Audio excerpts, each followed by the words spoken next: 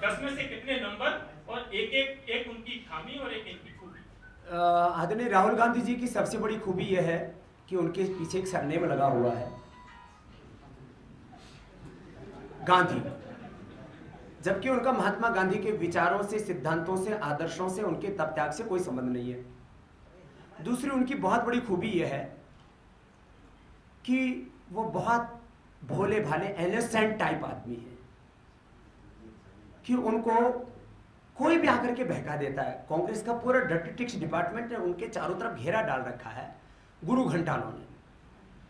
तो ये उनकी दो तो खूबियां हैं कि उनके पीछे सरनेम, इसलिए पूरा देश उनको जानता है। मोदी के पीछे कोई सरनेम नहीं था। दूसरा, उनके पीछे चारों तरफ एक बहुत बड़े जो है, मैंने कहा ना, गुरु घंटालों का मजमा है। नरेंद्र मोदी के चारों तरफ ऐसा कुछ देखने को नहीं मिलता है। नरेंद्र मोदी को ये सियासत विरासत में नहीं मिली। चाय बेचने वाले के घर में पैदा हुआ और उस व्यक्ति ने अपने और दूसरों के साथ संघर्ष करते हुए राजनीति के इस पायदान पर वो पहुंचा।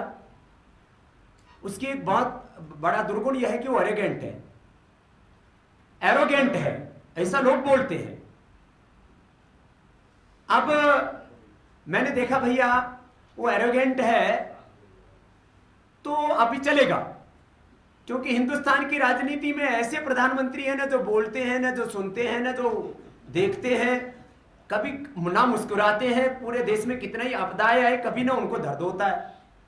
तो ऐसी परिस्थितियों में जब पूरे सिस्टम को पैरालिसिस हो चुका है, सरकार की एक तरह से मृत्युशैया सज चुकी है, बस 2013 में उसकी 13वीं होनी बाकी है, जब पूरा सिस्टम जो है एक तरह से कोलैप्स हो चुका है, पैरालिसिस हो चुका है सिस्टम को, ऐसे में एक ऐसा आदमी चाहिए जो कहे कि मैं बदलूंगा सिस्टम को और उसमें बदलने की हिम्मत हो।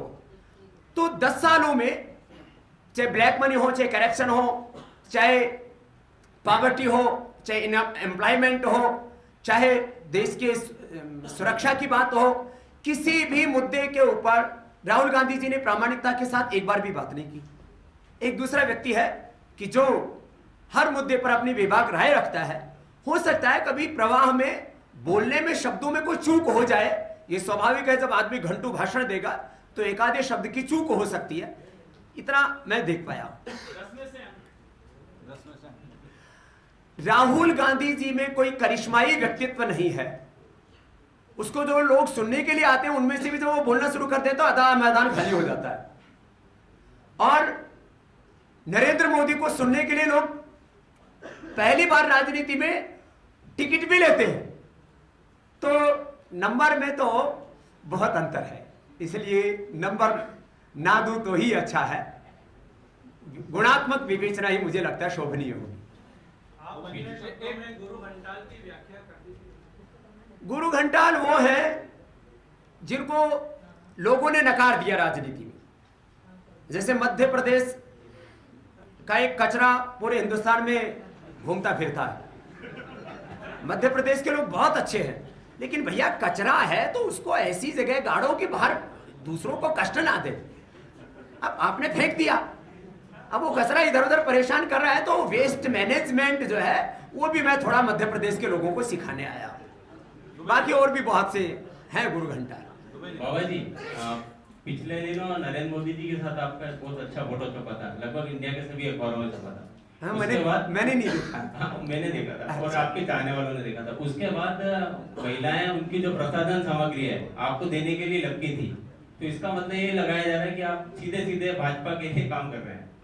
क्या करती थी महिलाएं? उनकी जो प्रसाधन सामग्री है, चूड़ी, इस तरह का, तो एयरपोर्ट पर आपको देने के लिए लपकी थी।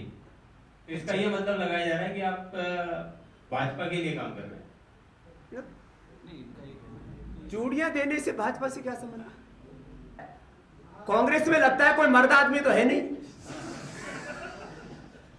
इसलिए श्रद्धामयी माताओं को, जिनकी मैं हमेशा इज्जत करता हूं, मैं कहता हूं भगवान के बाद में धरती का भगवान मां को मानता हूं और मैं उनकी हमेशा इज्जत करता हूं। मैंने माताओं के प्रति कभी कोई गलत टिप्पणी ना पहले की ना आज करूंगा, लेकिन कांग्रेसियों में कोई तो मर्द हो तो बाबा का आके सामने मुकाबला तो कर ले भैया। माताओं को चूड़ी लेके क्यों आगे करते? चलो छाबड़ा जी। इसी से जुड़ा मेरा एक सवाल है। दिल्ली में सभा में के दौरान जब लाठीचार्ज हुआ था, आपने भी महिला वस्त्र पहन के अपनी अब देखो, उसके बारे में तो मैं सैकड़ों बार उत्तर दे चुका हूं।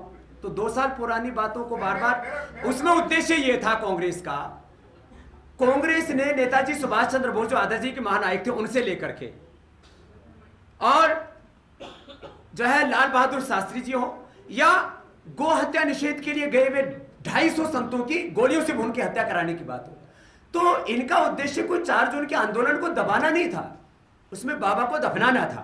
तो हमने कहा भैया मरेंगे, लेकिन पहले तुम्हारा भी मोक्ष करके जाएंगे। तो ये इतना सा प्रयोजन है। मेरा सवाल ये था कि आपने विभाग तरीके से कहा कि मैं हर आरोप का जवाब देता हूं खुल के, तो इसके मैं खुल के ही दिया, इसका तो मैं सैकड़ों बार दे चुका। कांग्रेस जो आरोप लगा रही है कि आप भाजपा के एक कह सकते हैं मीडिएटर है, उनके प्रवक्ता है, और जब महिलाएं आपको चूड़ी भेंट करने आती तो आप एयरपोर्ट के पिछले दरवाजे से निकल जाते, कोई पिछले तो दरवाजे, महिलाओं का सामना क्यों नहीं करते? ऐसे देखो बात, ये आप देखो, आप पत्रकार होके ऐसी बात नहीं कर सकते। देखो कोई कांग्रेस वाला प्रवक्ता पूछे तो उत्तर दूंगा उसका, चलो इसको। तो देखो कोई पिछला दरवाजा एयरपोर्ट पे नहीं होता है। हम तो सामने आए, हमें जो दरवाजा सामने मिला उसमें से हम अंदर चले गए, कोई भागा नहीं। अब अच्छा, माताओं बहनों का मैं मुकाबला करूं, आप ऐसा कहना चाहते हो?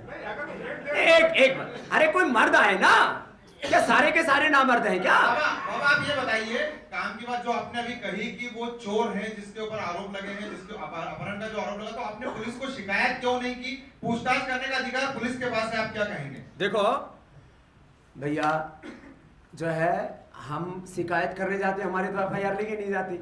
समस्या तो यह है ना, हमारी हालात तो ऐसी कर रखी है इस कांग्रेस ने, जैसे एक गांव का कोई दलित, वाल्मीकि या कोई वनवासी, कोई कमजोर, मतलब ऐसा जिसको समाज में मतलब ये माना जाता है कि भाई इसको तो सुननी नहीं। जैसा हम रोज देखते हैं, दलित की, आदिवासी की, वाल्मीकि की माँ बहन बेटियों के साथ अत्याचार हो जाते, उनकी FIR तक दर्ज नहीं करते। तो हमें तो इन्होंने मतलब अछूत की श्रेणी में रखा हुआ है कांग्रेस ने, और जो है हमें तो जो है एक तरह से जो इस देश में दलितों के साथ, वाल्मीकि और वनवासियों के साथ जो भेदभाव हुआ, उनके साथ में जो नाइंसाफी हुई, उससे भी ज्यादा भेदभाव हमारे साथ हो रहा है। तो हमारी तो रिपोर्ट तब दर्ज कराई गई जब 1000 लोग थाने में पहुंच गए।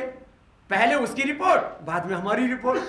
मतलब ये आप देख सकते हो ना इंसाफ का एक नजारा, कि उनकी FIR तो अपने आप ही दर्ज कर लेते हैं चुपचाप। मतलब कहां से होती है मुझे नहीं पता, कहां से संचालित होती है पुलिस, और हमारी FIR तक दर्ज कराने के लिए रात को 2 बजे तक हजारों लोगों को पुलिस पर प्रदर्शन करना पड़ता है।